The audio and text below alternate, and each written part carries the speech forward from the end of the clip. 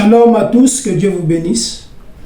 En ce jour, nous démarrons avec notre marathon sur le livre d'Apocalypse. Et ce marathon, nous l'avons intitulé « Voyage dans l'Apocalypse ». Alors, on dit « Voyage dans l'Apocalypse », mais Apocalypse, là, c'est quoi? Quelle information peut-on d'abord soutirer avant vraiment de nous plonger dans ce voyage? Nous posons d'abord quelques bases. C'est quoi l'Apocalypse? Alors, bien aimé, tu vas noter ceci. Apocalypse dérive d'un terme grec apocalypsis. Ça dérive d'un terme grec apocalypsis.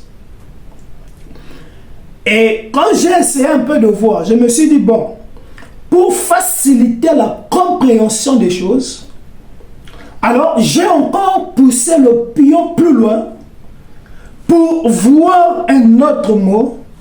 Et ce terme-là est apocalypto. Donc, apocalypsis et apocalypto, c'est la même chose. Donc, les deux sont des termes grecs par lesquels le terme apocalypse tire son origine. Et d'où, pour mieux faciliter la compréhension, nous allons donc dire que le terme apocalypse ou le mot apocalypse dérive du mot apocalypto. Et ce mot apocalypto est constitué de deux termes. Je dis apocalypto. Il y a là deux termes. Le premier terme c'est apo. Et le deuxième terme c'est calypto. Voilà, donc on a apo et calypto. Maintenant, apo là veut dire quoi?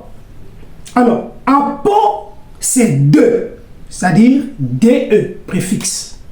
Donc, c'est le préfixe de. Maintenant, calypto veut dire voilé. Ce qui est voilé. Ça veut aussi dire caché. Donc, ce qui est caché. Donc, calypte veut dire voilé, caché, ce qui est couvert, ou encore ce qui est fermé. Maintenant, si on prend apo combiné à calypto, ça donne apocalypto qui nous donne le mot apocalypse. Mais vu que apo veut dire deux, calypto veut dire voilé, et si on combine les deux, ça met deux voilés. Donc dévoilé, dévoilé. Donc apocalypto, c'est dévoiler ce qui est voilé. De calypto, c'est caché. Donc, en d'autres termes, c'est quoi? C'est révéler les choses cachées. Mettre à nu les choses qui sont cachées. De, c'est apo. Calypto, c'est ce qui est couvert. Donc, en d'autres termes, si on combine les deux, c'est découvrir ce qui est couvert. Découvrir ce qui est couvert. Ouvrir ce qui est fermé. Donc, en d'autres termes, bien aimés, l'Apocalypse n'est autre que apocalypto, qui n'est autre que l'action de révéler les choses cachées. Révéler les choses voilées afin de les dévoiler. C'est-à-dire les choses couvertes afin de les découvrir. Là, nous avons là posé des bases. Attache bien ta ceinture de sécurité. Alors, maintenant, ces choses cachées peuvent être des choses du passé, du présent ou encore du futur. Donc, ce sont des choses qui sont maintenues secrètes. Ce sont des choses qui sont cachées, mais qui doivent être révélées à l'Église. Donc, on prend les choses du passé pour les amener dans le présent, statuer l'Église dans le présent et annoncer également les choses à venir. Et toutes ces choses-là sont entre les mains de Dieu. Et Dieu, par la suite, les transmet en réalité à son Église, dans le but maintenant de les rendre faciles, les mettre à nu, afin que l'Église ait la connaissance de ces choses-là. Ok. Ça, c'était pour poser des bases. Alors, nous allons rentrer dans le premier chapitre du livre d'Apocalypse. Alors, le premier chapitre du livre d'Apocalypse nous présente là, en réalité, deux dimensions. Il y a la dimension céleste et il y a la dimension terrestre, ou encore la dimension spirituelle et la dimension terrestre. Deuxième des choses, il y a là en réalité deux personnages. Il y a la personne du Seigneur Jésus-Christ et il y a la personne de Jean. Alors, Christ est dans la dimension spirituelle, mais Jean, il est dans la dimension terrestre d'abord.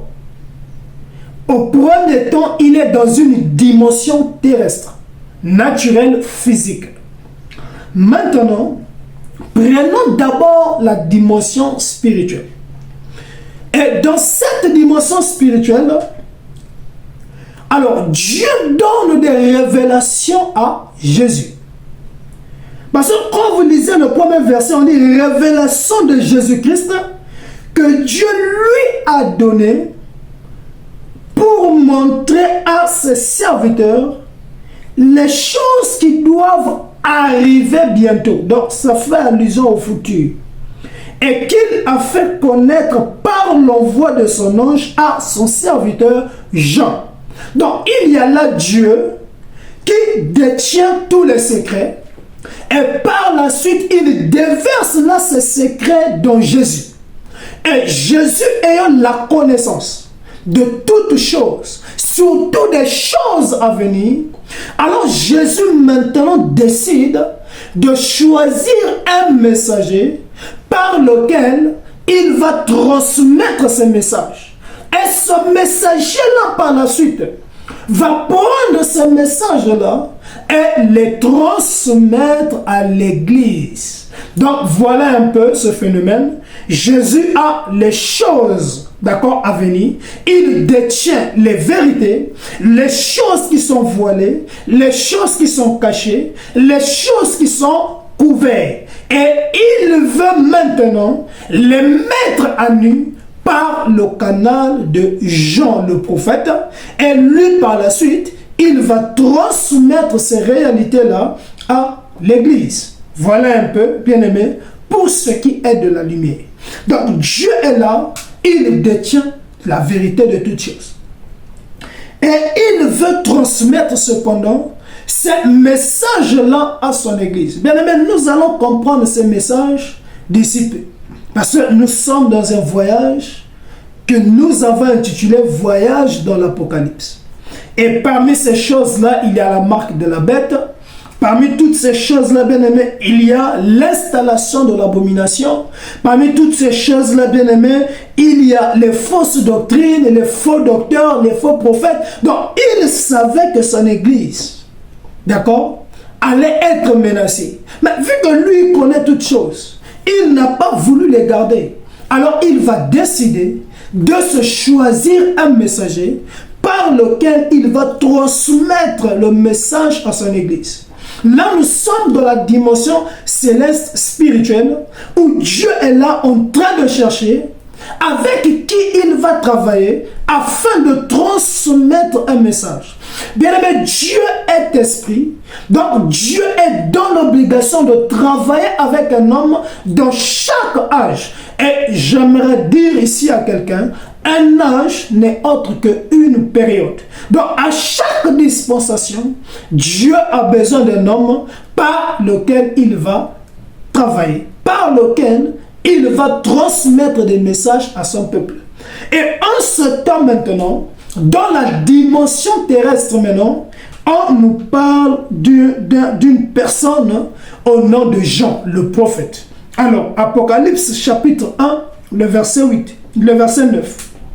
Moi, Jean, votre frère, qui est peur avec vous à la tribulation et au royaume et à la persévérance en Jésus. J'étais à l'île appelée Patmos à cause de la parole de Dieu et du témoignage de Jésus. Je fus ravi en esprit au jour du Seigneur et j'entendis derrière moi une voix forte comme le son d'une trompette qui disait: ce que tu vois, écris-le dans un livre, envoie-le aux 7 églises, à Éphèse, à Smyrne, à Pergame, à Thyatire, à Sardes, à Philadelphie et à Laodicée. Donc, il y a là Jean, bien-aimé, qui se retrouve dans l'île de Patmos. Alors, Jean n'était pas dans l'île de Patmos pour des raisons de tourisme. Non. Et bien-aimé, la Bible dit qu'il était à l'île de Patmos à cause de la parole de Dieu et du témoignage de Jésus. Et il faut souligner aussi, cette phase où il était, c'était une phase de tribulation, donc bien aimé, une période difficile pour lui et pour l'Église. On pourrait dire qu'ils étaient en captivité. Mais malgré les réalités, il ne s'arrêta pas à enseigner la parole de Dieu. Malgré les réalités de cette époque, bien aimé, la Bible dit: il était en train de propager la parole. Et ce jour-là, étant à l'île de Patmos, Dieu au ciel, il a déjà déversé toutes choses dans Jésus. Et Jésus est à la recherche d'un homme avec lequel il va travailler dans le but de transmettre le message aux 7 églises. Et quand vous regardez, bien aimé, toutes ces églises-là qui sont citées ici étaient situées en Turquie. Mais aujourd'hui, les 7 églises représentent l'église que nous sommes. Donc, ne limitez pas la vision sur Éphèse, Pergame, Laodicée, Thyatire. Non. En réalité, toutes les 7 églises aujourd'hui représentent l'église de Jésus que nous sommes. Donc, en réalité, tu comprends là, Jésus a la révélation, a des choses qu'il veut transmettre à son église. Mais cependant, il doit chercher un canal par lequel il est censé transmettre ces messages-là. Et là, il se trouve un homme, pas n'importe qui, mais un homme investi dans les Écritures. Un homme qui a la crainte de Dieu. C'est le prophète Jean qui était en train d'exercer le ministère. Et voilà comment est-on à l'île. Il va maintenant écouter, bien aimé, un bruit. Et ce bruit-là, bien aimé, était comme, bien aimé, si tu regardes bien, comme le bruit des eaux. Et au moment qu'il a voulu vraiment comprendre, mais le bruit qu'il écoutait là, c'était dû à quoi? Au-delà des bruits des eaux, il a avancé. Il a écouté là, c'est comme si une voix qui sortait de là, sous forme d'une trompette. Et au moment qu'il a voulu vraiment écouter, la Bible dit, il fut ravi en esprit. Oh, bien aimé, lorsque nous regardons l'étape où Dieu a visité Jean, et jusqu'au dernier livre d'Apocalypse, les anciens qui nous ont précédés, ils ont eu à faire les études, ils ont remarqué, depuis le premier chapitre jusqu'au dernier livre d'Apocalypse, il a fallu 2 ans ou 2 années pour écrire ce livre. Donc, en d'autres termes, lorsque Jean fut ravi en esprit, ça veut dire que là, il effectue un déplacement de la dimension terrestre vers la dimension céleste, où il va rencontrer Jésus. Et cette dimension céleste-là, Jean a tenu dans cette dimension 2 ans, 2 années, mais même dans la dimension céleste, pour prendre les informations qu'il sera par la suite transmettre aux églises. Voilà première information. Et quand Jean fut ravi, nous allons lire, je me retournai pour connaître quelle était la voix qui me parlait, et après m'être retourné, je vis 7 chandeliers d'or. Ah, souligne, 7 chandeliers d'or. Donc, au moment qu'il se retourne, pour voir d'où sortait la voix, qui était en train de parler, la Bible dit qu'il se retourna. En d'autres termes, il plonge là dans une dimension spirituelle. Et là, voilà, il va voir 7 chandeliers d'or. Et au milieu de ces 7 chandeliers d'or, il verra quelqu'un qui ressemble à un fils d'homme. Ou quelqu'un qui ressemblait à un fils d'homme. Je répète. Il voit 7 chandeliers. Et au milieu de 7 chandeliers, il voit là quelqu'un qui ressemblait à un fils d'homme. 7 chandeliers, mais au milieu de 7 chandeliers, il y a là quelqu'un. Mais que représentent les 7 chandeliers? Et qui est cette personne-là qui se trouve au milieu de 7 chandeliers? Attache la ceinture. Vêtu d'une longue robe, ayant une ceinture d'or sur la poitrine, sa tête et ses cheveux étaient blancs comme de la laine blanche, comme de la neige, et ses yeux étaient comme une flamme de feu. Ses pieds étaient semblables à de l'airain ardent, comme s'il eût été embrassé dans une fournaise. Sa voix était comme le bruit des grandes eaux. Il avait dans sa main droite 7 étoiles. Donc il voit là 7 chandeliers. Au milieu de 7 chandeliers, quelqu'un qui ressemblait à un fils d'homme. Et sur la main de cet homme-là, qui est au milieu de 7 chandeliers, il voit là, sur sa main droite, bien aimé, 7 étoiles. Ah, mais que représentent les 7 étoiles? Attache la ceinture. Nous évoluons.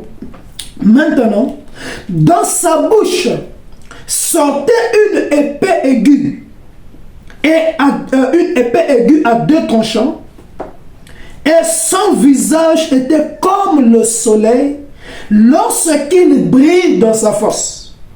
Quand je le vis, je tombais à ses pieds comme mort. Il posa sur moi sa main droite en disant, ne crains point. Ah, cet homme-là commence à s'identifier. Je suis le premier et le dernier, le vivant, et j'étais mort.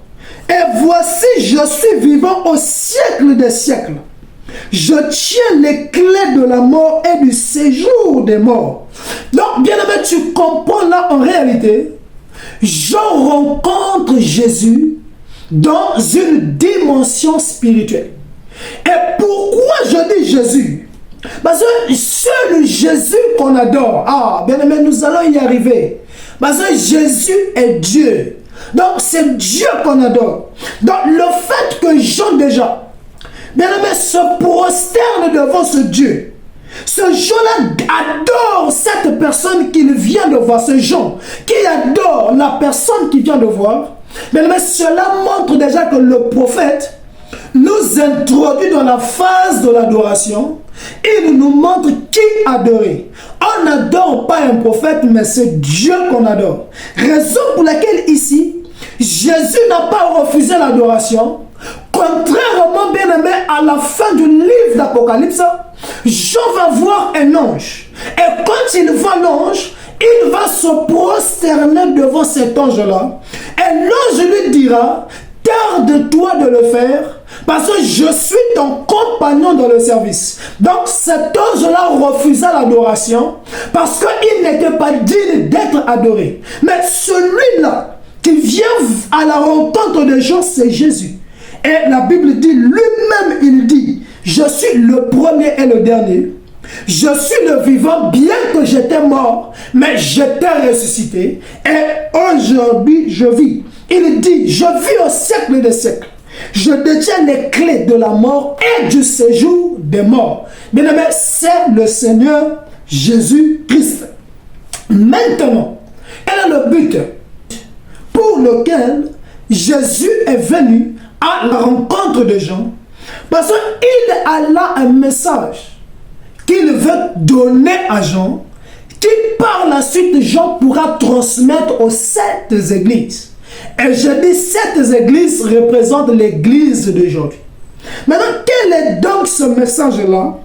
Alors, le verset 19 dit, écris donc les choses que tu as vues, et celles qui sont, et celles qui doivent arriver après elles. Maintenant, le mystère des 7 étoiles que tu as vu de ma main droite et les 7 chandeliers d'or. Donc, le message que Jésus avait, c'est le message des 7 chandeliers d'or et le message des 7 étoiles. Maintenant, il va lui décoder maintenant. Parce que quand on dit chandelier d'or, c'est un message qui est voilé, qui est caché, qui est couvert. Mais il faut le dévoiler, il faut le mettre à nu, afin que les gens puissent comprendre le message et par la suite qu'il ait cette facilité de transmettre le message à l'église. Et raison pour laquelle maintenant on lui dit, les 7 étoiles que tu as vues sur ma main droite sont les 7 anges des 7 églises. Alors, ça veut dire quoi? Les 7 étoiles sont 7 anges des 7 églises. Or, les anges là, aujourd'hui, je vais les prendre dans la dimension terrestre. Mesdames, ce sont les Éphésiens 4:11 que Dieu lui-même détient entre ses mains. Donc, il a les Éphésiens entre ses mains parce que c'est lui qui les mandate. Il met en eux un message qu'ils sont censés transmettre à son église. Et le message là, ce sont des choses cachées que Dieu leur transmet. Il leur révèle ces choses afin que les Éphésiens puissent les transmettre avec clarté à l'église. Voilà. Et il avance le pion plus loin. Maintenant, les 7 chandeliers d'or sont les 7 églises. Mais il y a là une autre information. On nous a dit au verset 13, il y a 7 chandeliers. Ici, on nous dit les 7 chandeliers sont les 7 églises. Mais l'information, c'est quoi? Au milieu de ces 7 chandeliers, il y a là quelqu'un qui ressemblait à un homme. Mais c'est qui? C'est Jésus. Donc le message c'est quoi? C'est que 7 chandeliers, au milieu de 7 un homme, c'est Jésus. En d'autres termes, Jésus venait pour dire à Jean, je suis dans mon église. Il est l'homme qui se trouve au milieu de 7 chandeliers. Donc va dire à mon peuple, je suis au milieu d'eux. Dis à mon église, je suis au milieu d'eux. Et étant au milieu d'eux, je leur mandate des messagers, c'est-à-dire les 7 étoiles, dans le but de venir transmettre le message que moi, je leur donnerai. Voilà le mystère d'Apocalypse chapitre 1. Donc, Dieu détient des révélations. Dieu connaît les choses à venir. Mais il ne veut pas que son peuple soit ignorant concernant ces choses. Ces choses, bien aimées, nous allons les découvrir. Et nous avons ouvert un cas pratique où il a 7 étoiles et il y a aussi 7 chandeliers, et lui-même étant au milieu de ces 7 chandeliers. Et voilà comment il explique à Jean.